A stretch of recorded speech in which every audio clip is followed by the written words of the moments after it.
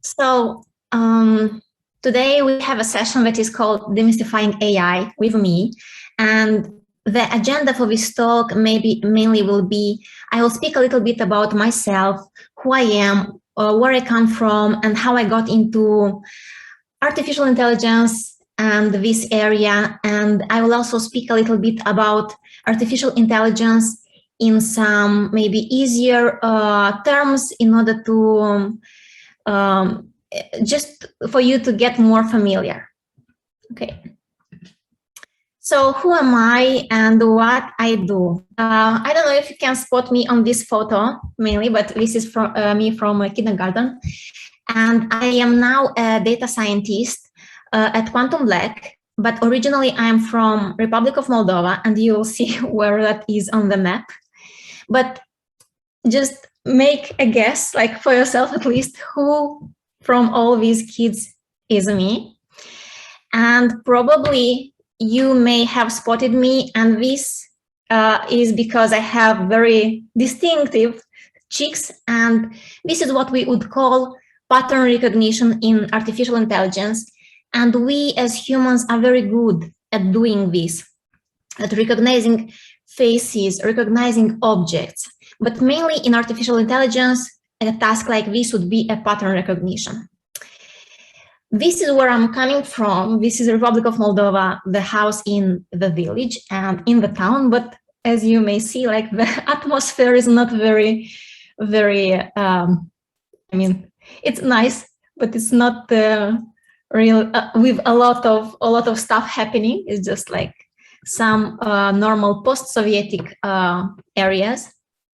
And being from Republic of Moldova, I studied in the neighboring country in Romania, and I studied marketing, so something not very related to artificial intelligence. But what I would really like to, like the takeaway from this is, it doesn't matter like where are you from, because artificial intelligence is such an area that everybody has a place in it. And I'll also explain a little bit more about this in the next slide.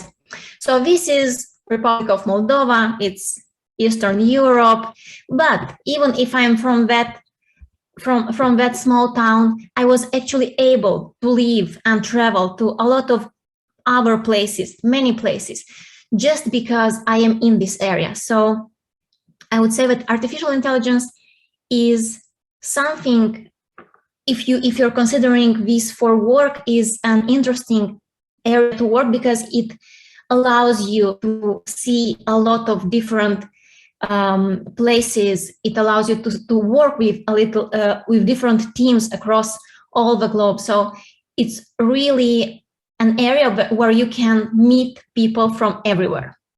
And I'm really grateful for this, especially for me being in AI. Some facts, sorry for this photo, but also what I want to emphasize is that you may not, maybe you're not very familiar, some of you, not very familiar with AI. Somebody maybe already program stuff, something, you understand algorithms, you use them, but and also like even with programming. But for me, my first personal computer, I had it at 19 years old, quite like I would say late. And you're very lucky to have the possibility of understanding programming, understanding AI, being involved in such an area from a younger age. And also I started learning programming by myself when I was like in 2019 at 29 years. So it's also a little bit old, but what I want to emphasize and the takeaway is that it doesn't matter at what age you can succeed in something that you really want. Maybe there are some areas that require you to have a more formal studying program, but in this area, if you're really determined, you will definitely succeed. And the photo is taken from the time I was learning programming. So it was a little bit tough to start, especially like just to start. And the other things came somehow naturally. So demystifying AI. one of the many AI definitions is that artificial intelligence is the theory and development of computer systems able to perform tasks that normally would require human intelligence. So here I would say exactly what type of artificial intelligence we consider, or what types of theories exist there. So we have weak AI, or also called narrow AI, and it is a type of artificial intelligence that is trained in order and focused to deliver some tasks and to perform some tasks. Usually, this is the most used and found type of AI. And then there is the strong AI. This is a theoretical form of AI where we consider that a machine can have intelligence that is equal to humans and human intelligence. And here we also bring some more concepts, a concept of self-awareness, consciousness, of having interest in some problems, on defining problems, of motivation, intention, and so on. So in the current state of AI, I would say we are in the weak AI, but there is this theoretical form of strong AI that is in the literature, and it is something it is desired, but let's see if it is possible.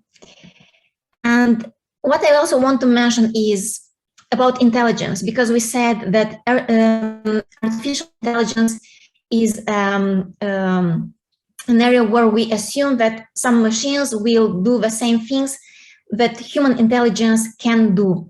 But and the tasks that we had before of machines playing chess, doing analysis, doing mathematical stuff, they are really hard for us humans to do. And we usually think that that stuff is intelligent and is intelligence. And when we think about intelligent people, we would think just of those that know a lot of stuff, can calculate things, and can put together and analyze big structures of data. But for a machine, those things are actually quite easy to perform. But what we would not really think as intelligence, just moving around, saying hi to your friends, meeting new people, knowing how to act when you meet new people, those kind of things we consider just normal things, but they are so hard to be mimicked by a machine. So that thing, all those pieces, I would say that they are also intelligence. So we should be really, when we look at ourselves as humans, we should be really pleased and grateful for all the small things that we have, not and really understanding that our intelligence is not just, some hard stuff to do, but everything, our existence, motivations, how we move, how we decide, how we plan. So, but as I said, in AI, in weak AI, we have some programs that would perform a task. Now we can think about programming a computer system or a program to perform it. But what we need to do is we need to really understand first what that machine should do. Then we need to break the task down into a series of steps, and we need to be very specific and detailed about all those steps in order for machine to know exactly what to do, right? But there are some problems with this approach, because there are some tasks where we don't really know how we do them. We did not think a lot about that. And also there are tasks that we don't know how to do it. So in artificial intelligence, there is a subfield that is called machine learning, and it can be helpful here. So machine learning is a subfield that reflects the way we teach computers to learn by themselves. And what you see on the left side of the page is just an agent, a smart agent that just plays ping pong with itself. And this is done through reinforcement learning, but I will explain a little bit later what that is exactly. Also, some other examples from machine learning applications is to teach a robot to walk or to train a spaceship to land safely on a planet. So as I said, to walk, it is a really, really hard task to teach a machine to do. But we have some projects, but 2-year-old kids already do that. So in order a little bit to explain more about this machine learning, because what you usually hear about AI, most of them are applications of machine learning. In AI in general, there are a lot of more subfields, but this is probably the most popular one. So I will speak a little bit more here. So first of all, we imagine that we all have a robot. So you have a robot, I have a robot. And the name of our robot is just our name in reversed order. So for me, it would be Anila. And for you, probably it would be another name. But what we really want this robot to do is to help us do something. So a task. We want this robot to gather cherries. It's very simple. And we have also an orchard with a lot of cherry trees. We have smaller ones, we have bigger ones. For example, we have here 3 dimensions of trees, and for a small one, we have the count of cherries is 8, for a medium one is 26, and for a bigger one is 34, okay? So remember, we have this robot, we have these trees, but it's not very simple. So our robot has to gather these cherries, but on those trees, we also have a thief. This is the Mr. Squirrel, and I actually Googled, and squirrels do eat cherries, so they like them. And also, we have some helpers. We have dogs, and they are guarding the trees. We have dogs, and they are not really friends with a squirrel. And we have friends that it is cat. So cat and squirrel get well together. Now, this is the situation of our, all the trees and what guardians we have and where we have squirrels or don't have squirrels. And now our robot should pick the trees that he expects to gather cherries, like most of the cherries in general, and just to perform the task easier and faster, okay? And this means that the robot should be able to understand some relationships between trees and what is the effect of a squirrel being on a tree on the number of cherries we have, what is the effect of having as a guardian a dog or not having a guardian at all. So all this information, if a robot wants to understand the situation around, it should be able to pick these relationships, okay? So we observe that the bigger the tree, the more cherries are there, right? So, and the robot would go for a bigger tree, and also unsupervised trees or that are guarded by a cat and have the squirrel also have less cherries. So our robot would probably avoid those trees because there are not a lot of cherries there left. And we need our robot to be able to learn 2 things. How many cherries are on a tree based on the tree size. So if it sees the tree size, how many cherries he expects to be there. And also distinguish between dogs and cats and go to the trees with dogs, of course.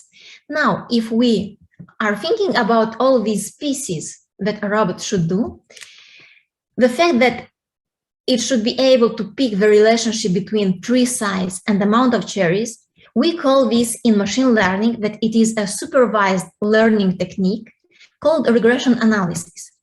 What supervised means is that we give both the input and the output. So we, for example, say small tree, 8, medium tree, 26 cherries, or big tree, 34. So we give both input and output. And also, the robot can learn to distinguish between groups of objects or animals. So it can say that a dog is a dog or a cat is a cat. This is a supervised learning technique called classification.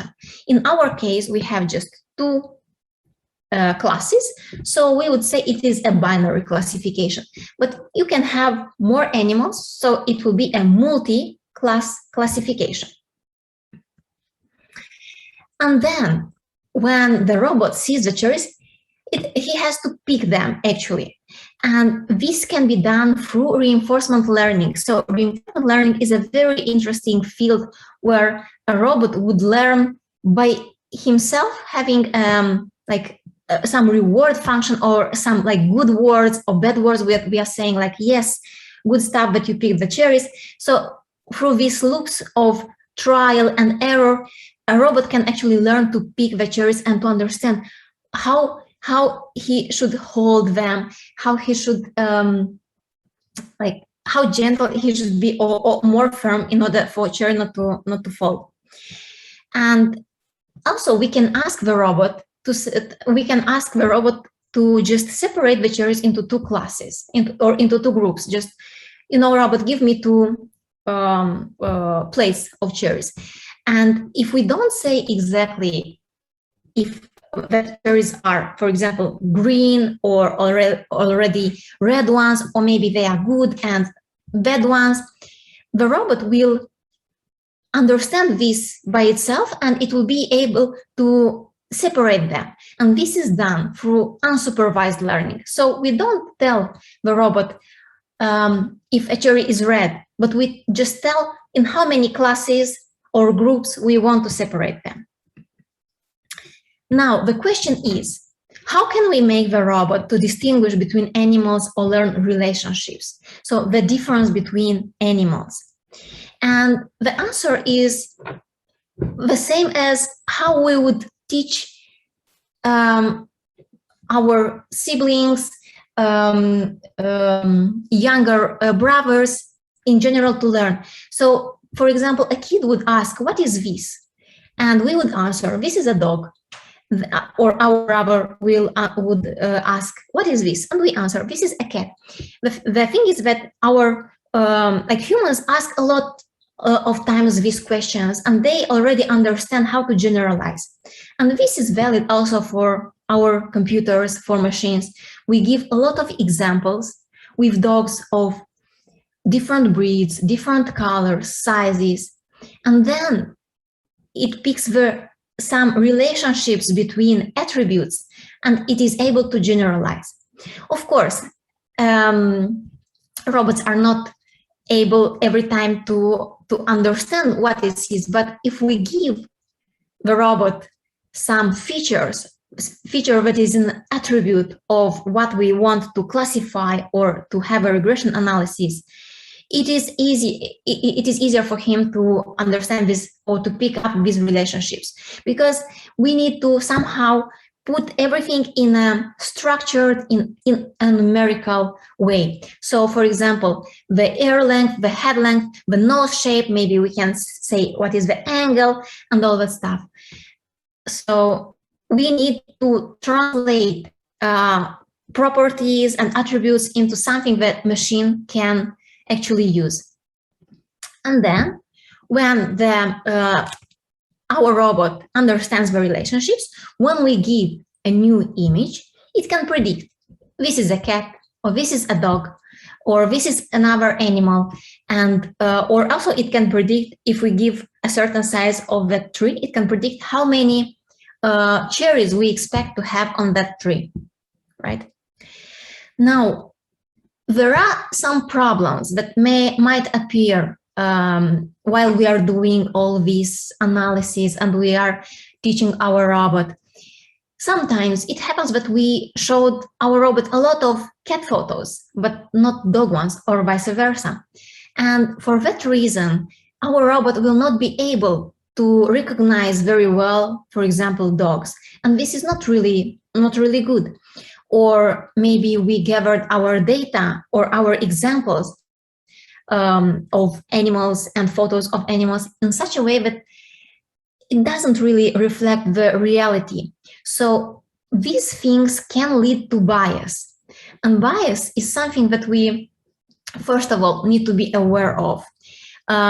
It can happen due to prejudiced assumptions made during the algorithm development process, or from the training data. And what bias does is leading to some undesired outcomes. And of course, here we are speaking about dogs and cats, but in a lot of cases, these algorithms are used for humans. So we really need to make sure that nobody is hurt, nobody is given less opportunities or is giving a negative outcome just because we used an algorithm that we didn't take really care. We didn't take care of how we gathered our data, how we created the algorithm.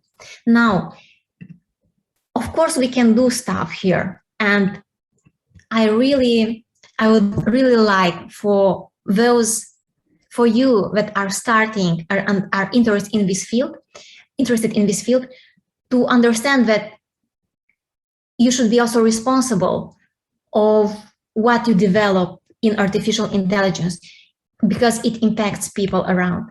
So first of all, we have to have good intent every time, and some things not happen because they're not happening because people don't have good intent, but also having good intent, you really need to ask yourself if is that what you developed doesn't have any issues, or you're mitigating the risks and all those potential cases where it can just go a little bit like not the way you want it. Also, we want to be conscious that bias can appear in any application, and we need to check for it. And think of strategies to diminish the effect. We want to include diversity in our data. As I had the example with dogs and cats, we want to bring a lot of cat photos, but also a lot of dog photos, just to make sure that we have both classes represented well. And also, the difference between me or my generation and you now is that we somehow